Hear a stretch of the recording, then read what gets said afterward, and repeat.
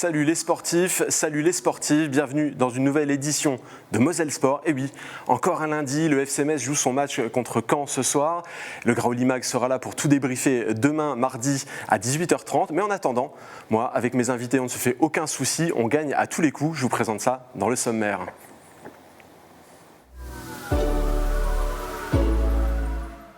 C'est un événement planétaire qui a eu lieu la nuit dernière, c'est le Super Bowl. Nous y reviendrons à travers le prisme du match qu'ont joué les Artilleurs de Metz ce samedi. Ensuite, nous irons du côté d'Athlélor faire le bilan de ce meeting qui a tenu toutes ses promesses entre records et grandes performances. Ce sera avec le directeur du meeting, Dominique Abyss. Et enfin, nous parlerons sabre laser avec notre deuxième invité, Daniel Roy. Il organise le championnat de France de sabre laser ce week-end au complexe Saint-Symphorien. Mais avant tout cela, on va remonter les chaussettes et on y va.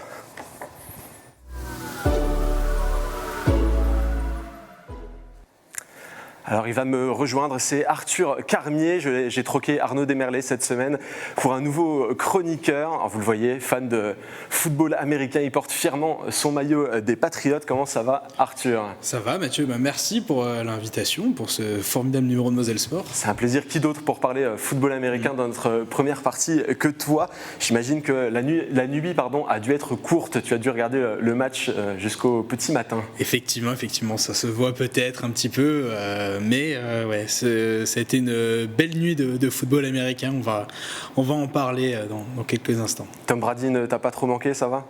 Ça va, il est toujours dans mon cœur, donc ça va. Alors vous m'avez vu venir, donc les Artilleurs de Metz, dont on a fait un petit portrait il y a quelques semaines, jouaient leur deuxième match de la saison. C'était face aux Patriotes de Riedisheim. Ça s'est plutôt bien passé pour eux. Qu'est-ce que tu as pensé de la rencontre, Arthur ? Mais ils ont eu un petit peu de mal au début avec une certaine indiscipline, les artilleurs, mais ils ont quand même globalement maîtrisé leur rencontre avec une défense qui était plus que haut niveau, vu qu'ils n'ont pas concédé de points. Et première victoire de la saison pour les artilleurs en Division 3, ça augure de bonnes choses pour la suite de la saison, on l'espère. Alors rappelons-le, les Artilleurs jouaient dans la division inférieure la saison passée et ils avaient joué la finale contre les mêmes Patriotes de Riedisheim. Donc c'était des retrouvailles au plus haut sommet puisque c'était les Patriotes qui l'avaient emporté lors des finales la saison passée. On a pu discuter avec le coach des Messins, Julien Villaume. Il nous a donné un petit peu ses impressions sur cette rencontre. On les avait joués l'année dernière en finale, ça s'était mieux passé pour eux, moins bien pour nous. On a bossé pour ce match depuis 3 semaines, depuis la dernière défaite. On était conscients des forces en face, on a bossé pour gagner. Je suis content de mes boys, ils ont bien joué, ça a été difficile, mais on a gagné. Enfin, on est lancé. Est-ce que tu as un prono ? Très compliqué, vu que mon équipe de cœur n'y est pas, et qu'elle n'y sera jamais. Allez, on va dire les Chiefs. Alors vous l'avez vu, en fin d'interview, j'ai pu lui poser la question, un petit pronostic, et il a vu juste, il était plutôt voyant sur ce dossier-là, et il s'est intéressé au Super Bowl, et c'est pas pour rien, c'est que ce Super Bowl, il a une importance un peu particulière pour les clubs de football américain, même en France, puisque ça permet de faire rebondir des passionnés qui découvrent quelque part la discipline, qui viennent enfiler les crampons.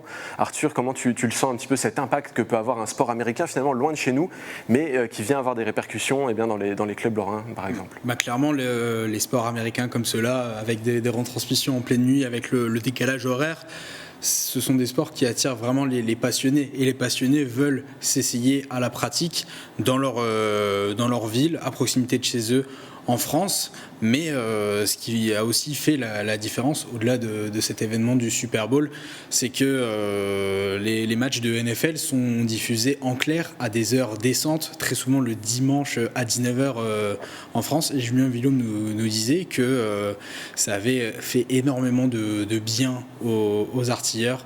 La section senior s'est un petit peu rajeunie. Il y a eu beaucoup de jeunes qui sont arrivés entre 16 et 20 ans pour renforcer les rangs de ce club. Et les artilleurs de Metz commencent vraiment à trouver un rythme de croisière et c'est plutôt sympathique pour eux. Oui, parce que rappelons-le, il y a aussi une équipe de flag, donc qui est du football américain avec beaucoup moins de contacts. Il y a aussi des équipes jeunes, etc. Donc c'est vraiment un club qui se développe au fur et à mesure et qui est toujours en recherche de nouveaux licenciés, parce que on ne joue pas tout seul au football américain, il faut des équipes assez conséquentes finalement. Oui, effectivement, le sport américain se joue à 11 contre 11. Alors on peut penser que c'est comme le football, mais il y a une équipe en attaque, une équipe en défense et ce qu'on appelle une équipe spéciale pour les field goals, les punts, les coups de pied de dégagement, les coups d'envoi, les kick-offs. Bon, souvent dans des clubs comme ceux-là, des joueurs qui jouent en attaque et en défense peuvent aussi jouer sur une unité spéciale. C'est pas rare aussi que des attaquants jouent en défense, mais en NFL et aussi dans les équipes européennes de haut niveau, eh bien, on a vraiment une équipe pour chaque secteur de jeu. En spécificité, vraiment, exactement. Attaque, défense. Et les équipes de football américain se composent d'une bonne cinquantaine de joueurs, quoi, alors qu'il n'y a que 11 joueurs en même temps sur le terrain. C'est pour vous dire à quel point il faut du monde pour jouer au foot américain. Alors c'est un événement bien sûr, le Super Bowl, qui a fait un petit peu trembler la planète. Nous maintenant on va s'attarder à un événement qui a fait trembler l'anneau de Metz et c'est déjà pas si mal. Il s'agit du meeting Athlé-Lor qui a tenu toutes ses promesses ce samedi. On en reparle dans notre segment Terre de jeu.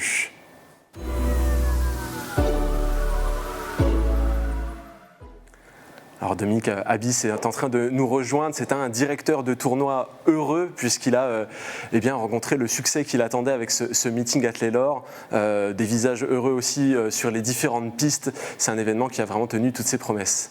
Absolument, c'était une très belle édition de ce meeting Metz-Moncel Athlé-Lor avec une vraie réussite tant sportive que populaire puisque l'anneau était plein à craquer. Et une belle ambiance d'ailleurs, c'était dans les tribunes, ça tapait dans les mains, c'était effectivement, chaleureux. Ouais, très. Et des performances sur la piste.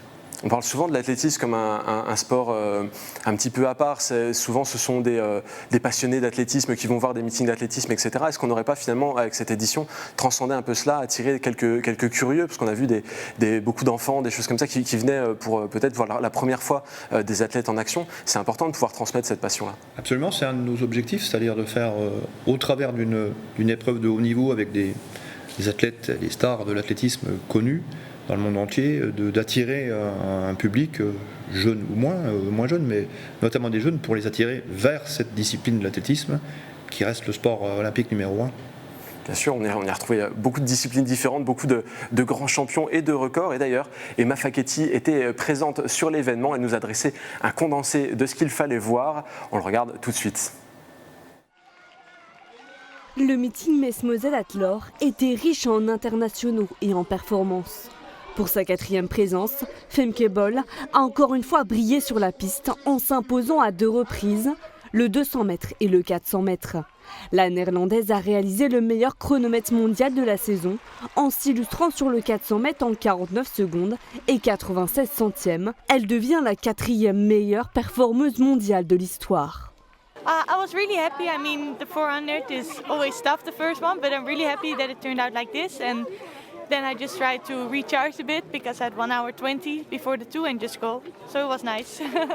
Pour son unique meeting en salle, le Sarregueminois Jan Schrub a fait vibrer la foule en remportant le 3000 mètres dans un nouveau record personnel, 7 minutes, 40 secondes et 54 centièmes. Je voulais quand même voir un peu ce que je valais, même sans forcément bien préparer cette course-là. Et j'ai montré vraiment que j'avais les cannes pour courir sur des bases de 2,35, voire moins de 2,33. Donc voilà, j'espère que ça va continuer. En tout cas, je donne le meilleur de moi, même si pour moi cette course n'avait pas d'importance. C'est ce que j'ai dit hier, c'est que je prendrais des risques. Et voilà, j'ai commencé à attaquer assez tôt, à 600 mètres de la ligne, et c'était payant pour moi, donc vraiment content. Le Messin d'adoption Christophe Lemaître, double médaillé olympique et fidèle au meeting, n'a pas pu faire mieux que la 7e place avec un temps de 21 secondes et 74 centièmes sur le 200 mètres. Toujours en chemin pour retrouver son meilleur niveau, le sprinter continue de se tester. Et j'ai pu faire un 200 même sans préparation spécifique à fond, sans blessure également, donc c'est déjà une très bonne chose. Et c'est vrai que ça a été compliqué de faire mieux compte tenu de la préparation qui n'était pas du tout adaptée pour une saison en salle, où c'était vraiment, comme je dis, plus des sorties pour se faire plaisir. avant de retourner au travail dès le lendemain. Là. En saut à la perche, les Américains Sam Kendricks et Chris Nielsen, vice-champions olympiques à Tokyo, n'ont pas pu se démarquer. Ils terminent à égalité à la première place avec une marque à 5,82 m. Les Français, Thibaut Collet et Ethan Cormont, ont bien résisté en validant tous deux un saut à 5,72 m. Avec ces performances, les athlètes lorrains et internationaux ont fait vibrer l'anneau. Alors on en a vu un petit peu dans le reportage. Arthur, toi, il y a un concours qui t'a particulièrement marqué, c'est le concours à la perche. Il était vraiment particulièrement relevé cette année. Oui, effectivement, et avec 2 vainqueurs, c'est rare, mais ça peut arriver dans l'athlétisme. C'est un sport qui peut nous offrir ce genre de moment avec les Américains Kendricks et Nielsen, qui nous ont offert vraiment de super belles images. Les deux étaient en compétition, mais ils encourageaient respectivement l'autre pour qu'il réussisse à passer sa barre. Alors, quand on ne connaît pas l'athlétisme, ça peut paraître un peu bizarre, mais c'est vraiment l'esprit de ce sport. Et ils nous ont offert vraiment des images de fraternité absolument splendides. Et malgré cette grosse présence américaine avec des compétiteurs de très haut niveau, les Français n'ont pas tremblé eux non plus. Ils ont réussi à faire de belles performances et à résister. Certes, ils ne sont pas arrivés jusqu'au sommet, mais ils ont très bien résisté. Ils ont montré que la France avait de la relève aussi en perche. Oui, bien sûr. Alors, je vais évoquer un nom qui n'a pas été évoqué dans le reportage d'Emma, Valentin Lavillenie. Alors, son nom de famille est évidemment très connu du monde de la perche. Mais c'est quelqu'un qui est fidèle aussi au meeting de Metz, de l'Athlé Lor, qui a montré du caractère en passant 2 barres. Il me semble que c'était à 5,50 et 5,60 au 3e essai. Il a montré qu'il en avait sous les crampons, si je puis dire. Il avait commencé très tôt, hein. Il avait fait, je crois, la barre la plus basse. Il s'était chauffé, on va dire, assez bas avant de continuer à faire des performances, à monter, alors qu'on pensait qu'il n'était peut-être pas suffisamment en jambes pour ça. Donc c'est aussi l'importance de ces meetings. Je pense qu'il a été aussi porté par l'ambiance qu'il y avait autour de lui pour réaliser des performances. Effectivement, il ne voulait pas faire 3 sauts et puis s'en va, Valentin Lavillenie. Il voulait régaler le public de Metz, puisque c'est là un petit peu que sa carrière internationale s'est lancé, et il voulait surtout régaler un copain à lui, un supporter, si je puis dire, spécial, à savoir Marc-Aurèle Caillard, le gardien du FC Metz, qui était présent juste devant ce concours de perche. Les deux, ils se sont connus à Clermont-Ferrand. Et voilà, pour toutes ces raisons, il m'a bien plu le concours de Valentin Lavillenie, même si évidemment les 2 Américains étaient au-dessus. C'est plutôt pas mal pour un concours qui aurait pu ne pas faire partie du meeting cette année, et on ne peut que se féliciter d'avoir pu assister à cela ce week-end. Mais il y a une autre athlète qui a vraiment ébloui l'anneau pendant toute la journée, puisqu'elle a disputé 2 courses, c'est Femke Bol. Elle a réussi une grosse performance sur 400 mètres, où elle a réalisé la meilleure performance mondiale de l'année. Ça fait plaisir, je pense, d'avoir des performances comme celle-ci qui se déroulent à l'anneau. Ouais, c'est exceptionnel parce que on a eu Femke Bol d'une part, mais aussi Jaroslav Mahoučík à la hauteur. On a 2 athlètes qui ont fait la meilleure performance mondiale de l'année avec des chronomètres quasi historiques, hein. Moins de 50 secondes sur 400 mètres pour une femme en salle, c'est la 4e fois qu'une athlète féminine a réussi ça au monde depuis le début de l'histoire de l'athlétisme. Donc ça marque. Et puis effectivement, plus de 2 mètres à la hauteur. Voilà, c'est des barrières en athlétisme qui signifient beaucoup de choses sur le plan mondial. Donc oui, Femke Bol, 400 mètres, puis 1 heure après, record du meeting, record de Pays-Bas du 200 mètres. 2 pour le prix d'un, c'est magnifique, hein. Non, c'était exceptionnel. Ça prouve aussi que les athlètes viennent à Athlé Lor pas seulement pour faire de la figuration, se mettre en jambes, faire une préparation. Il y a des athlètes qui viennent vraiment pour performer au meilleur niveau. Et c'est une satisfaction, ça aussi, de ne pas être simplement un meeting où on ne fait que passer. C'est certain. Et là, on parle que des têtes d'affiche avec les performances exceptionnelles, mais on a énormément d'athlètes qui sont venus en quête de leur minima pour le championnat d'Europe, par exemple en salle, qui se dérouleront au mois de mars. Et je crois qu'on a une 15aine d'athlètes français et étrangers, hein, y compris français, puisque Louis Gilbert, par exemple, sur 1500 mètres, ou Yann Schrub et Bastien Augusto ont fait leur minima sur 1500 et 3000. Donc on a une quinzaine ou une vingtaine d'athlètes, je n'ai pas compté exactement, qui sont venus en quête de performance et de minima, et qui repartent chez eux plus que satisfaits avec des minima effectués. Donc oui, on est... alors c'est un meeting qui aujourd'hui dans la date où il est programmé, etc., attire des athlètes qui sont en recherche de performance. La compétition fait partie de la préparation des athlètes, mais là on est sur des athlètes qui ont les objectifs. Là on arrive en période de pic de forme, en tout cas avec des athlètes qui sont particulièrement performants. Alors, il y a des athlètes qui viennent pour performer, mais aussi il y a des athlètes qui sont fidèles à cet événement, qui reviennent d'année en année. C'est le cas de Femke Bol dont on vient de parler. Elle est venue 4 fois à Athlée-Laure, 4 fois elle s'est imposée. Et j'ai pu lui poser la question de sa fidélité à ce meeting, à savoir si on allait, pourquoi pas, la retrouver dans les années à venir. Écoutez sa réponse. Yes, I really enjoy this meet. It's nice, it's close to home, so I always like to open my season here. Alors on a vaguement entendu des informations sur Jan Schrub, sa belle performance, etc. Arthur, c'est impressionnant ce qu'il fait. En cross, en salle, il arrive à vaincre toutes les adversités dans des disciplines qui sont quelque part différentes, même s'il s'agit toujours de course. C'est bluffant ce que fait ce Mosellan. Oui, comme tu l'as dit, ce qui est beau, c'est que c'est le régional de l'étape. Il est dans une période absolument extraordinaire. Comme tu l'as souligné, il fait plein de courses différentes. On le voit souvent sur du cross en extérieur. On l'a sur 3000 évidemment. Ça a été l'apothéose de ce meeting, parce qu'il était programmé en dernière course. Il a célébré avec la foule à la fin. Voilà, on sentait qu'il y avait vraiment une ferveur. Il a été programmé en dernière course et il était absolument au rendez-vous. Il n'a pas déçu. Alors même si il s'attendait à rien, moi je m'attendais à le voir comme ça à ce niveau-là, et je suis bien content de l'avoir vu comme ça. Il m'a vachement fait plaisir.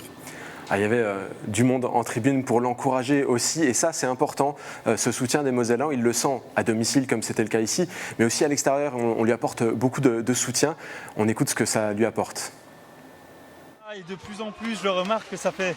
Là, ils sont venus à 30 de mes proches, à 30 venir voir la course, c'est bien avec les grands-mères et tout. Donc, et puis je compte même pas ceux de mon club et ceux qui sont venus, même d'autres clubs de Moselle me supporter. Donc voilà, j'espère que ça va continuer. En tout cas, je donne le meilleur de moi, même si pour moi cette course n'avait pas d'importance. C'est ce que j'ai dit hier, c'est que je prendrais des risques. Et voilà, j'ai commencé à attaquer assez tôt, à 600 mètres de la ligne, et c'était payant pour moi, donc vraiment content. Alors on le sent, les athlètes sont contents d'être là, ont envie de revenir. Et nous aussi, on a quelque part déjà envie d'y être. Dominique, on a déjà pris le rendez-vous pour l'année prochaine. À quoi est-ce qu'on peut s'attendre pour cette nouvelle édition? Après autant d'Athlée-Laure, qu'est-ce qui peut encore évoluer dans le meeting? Écoutez, moi je trouve qu'on a bien évolué depuis la première édition, il y a maintenant 15 ans, mais il ne faut jamais satisfaire de ce qu'on a. Il faut toujours avoir l'ambition de faire mieux. Ça s'est très très bien passé à tout point de vue, au niveau sportif, au niveau organisation. Mais il y a encore des petites choses à améliorer, donc on va travailler pour constamment améliorer. Et je voudrais juste revenir sur une petite anecdote sur Jan Schrub. La veille, en conférence de presse, il m'a dit la chose suivante à l'issue de la conférence de presse. Moi, j'ai regardé la start list. Ce qui est bien, c'est que tout le monde peut gagner. Parce qu'effectivement, j'avais construit une course autour de lui, d'une certaine densité, pour avoir la garantie d'avoir une belle bagarre entre athlètes. Et je lui ai dit la chose suivante, puisque tout le monde peut gagner, ça veut dire que toi, tu peux gagner. Et sa réponse a été sur le terrain le lendemain, et je l'en félicite, et on se félicite tous d'avoir programmé cette course pour finir vraiment sur un bouquet, je dirais. Ouais, c'était super. Mais on pourra encore faire mieux. Je pense qu'on peut encore faire mieux, et on fera en sorte de faire encore mieux l'année prochaine. En tout cas, on sera là l'année prochaine pour assister à de nouveaux records et assister encore à un beau meeting Athlée-Laure, j'en suis certain. Changement d'ambiance ce week-end pour les amateurs de science-fiction, mais aussi de compétition, puisque nous pourrons assister au championnat de France de sabre laser. Nous allons tout de suite accueillir notre nouvel invité, Daniel Roy. C'est notre focus de la semaine.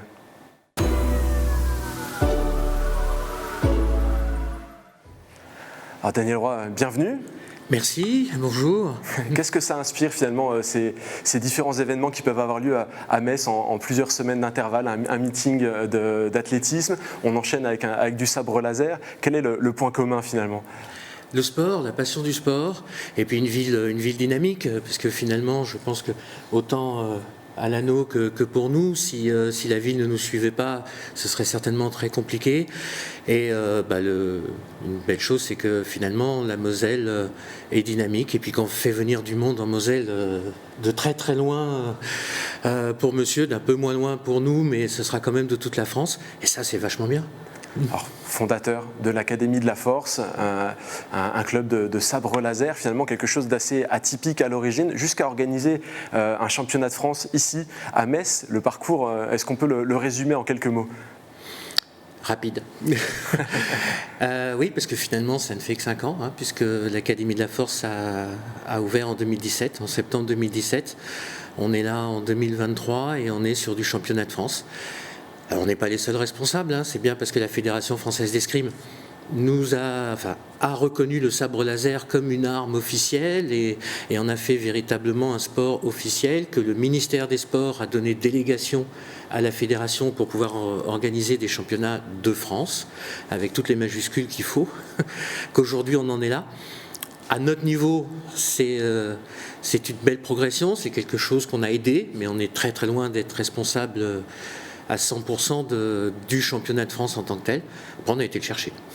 Finalement, le sabre laser, c'est quand même quelque chose de particulier, parce que ça vient de quelque chose de fictif, de science-fiction, et puis c'est venu petit à petit pour devenir un sport, de là à être homologué par une fédération, qui est vraiment des championnats qui se mettent en place. C'est une belle histoire finalement, parce qu'il faut des gens qui y croient pour arriver à réaliser ce genre de projet. Totalement, et puis il faut même des gens qui y croient très fort, parce que ça n'a pas été facile au début, même encore aujourd'hui, il y a quelques freins et quelques réticences des historiques, on va dire. Mais oui, c'est une belle histoire dans le sens où, oui, c'est une arme fictive, mais c'est une arme fictive qui finalement va avoir ses caractéristiques, ses spécificités, et qui peut amener à monter autour une réglementation, des postures particulières, des techniques particulières, pour en faire véritablement un sport à 100% et pas un jeu. C'est véritablement un sport. Mais tout sport est ludique par définition, mais c'est un Bien sport. Sûr. Alors ce week-end, 2 jours de compétition. À quoi est-ce qu'on peut s'attendre ? Combien est-ce qu'il y aura de combattants ? Comment est-ce que ça va se passer concrètement ? Alors on aura donc 60 combattants issus de toute la France, à la suite de sélections régionales. Les 13 régions françaises ont sélectionné sur des compétitions au niveau local des 5 à 6 combattants, et maintenant ils seront tous là la semaine prochaine pour en découdre. Donc 60 combattants, ça fait du monde pour nous, j'entends, puisque nos arènes, nos aires de combat, c'est des cercles de 8 mètres, donc ça prend un peu de place. C'est pas comme à l'escrime où on peut aligner 15 pistes et passer du monde entre guillemets très très vite. Nous, on va, en dépit de la taille du Palais des Sports, on n'aura que 6 pistes, ce qui sera inédit, mais 6 pistes, donc il faut passer 60 combattants sur 6 pistes en 2 jours, d'où le fait que ce sera en 2 jours.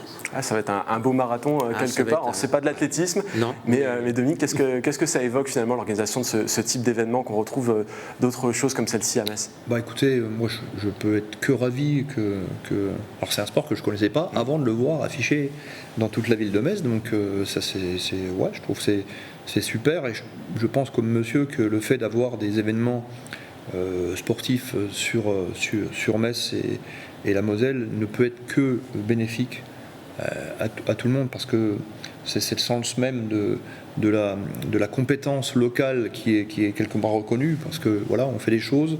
Le fait d'avoir un championnat de France, j'imagine déjà qu'il y a tout un travail en amont pour pouvoir l'obtenir.